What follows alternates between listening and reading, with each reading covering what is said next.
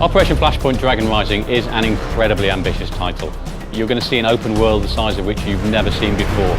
You're going to be able to interact with everything that's in that world. It was an incredibly difficult game to develop. Some of the technology that we're using here is unique. Our streaming technology is unsurpassed. Visual effects are very important in Operation Flashpoint. The main reason is because we want to really get across the violence and awe that modern ordnance creates. We use several different things to really sell the impact of this modern ordnance.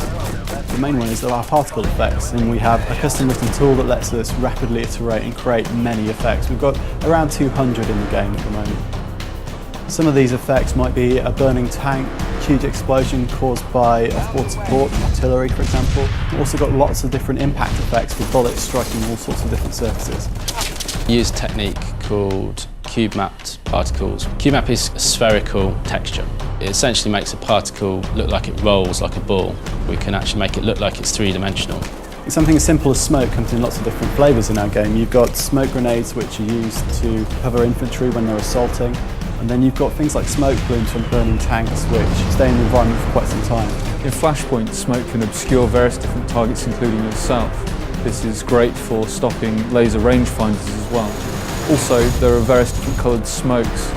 This is something that people will be able to use to designate targets and things in co-op play. Smoke's also used tactically. In a tank you can launch smoke shells and basically create a mask for enemy lasers, so it's harder to shoot the tank using a modern weapon system. Of course, we've modelled things like thermal vision systems. Certain vehicles have thermal scopes, so you can actually see through smoke and see heat signatures of vehicles and enemy the other side. As well as time of day varying as you play, weather can be dynamically changing as you're playing a mission, so you will have fog rolling in and affecting your view distance, maybe requiring you to switch to thermal vision whilst you're playing a mission, and it can fundamentally change the approach you're going to take to attack an enemy. Really sell the experience of being an infantryman on the floor and getting shot at. We couldn't just use visual impacts on the ground. It wasn't enough. It didn't really sell the immediacy of actually getting shot at. So we came up with a screen effect system. When you're shooting something nearby, you get the effect of things hitting you, like from dust or water or blood splattering on the camp. The grime of war is just hitting you.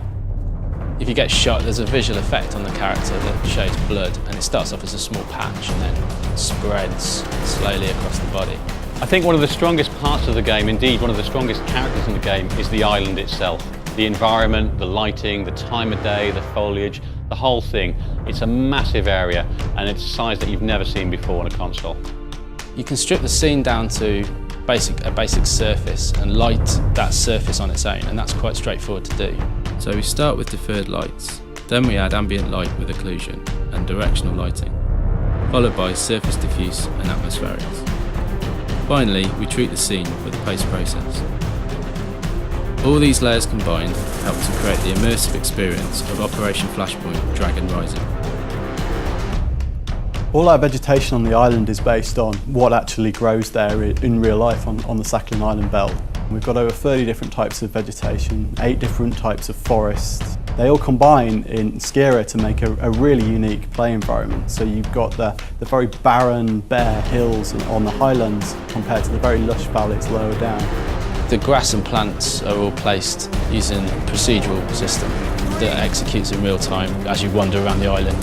This environment, this level of realism, this atmosphere that we generate will bring you closer to war than you've ever been.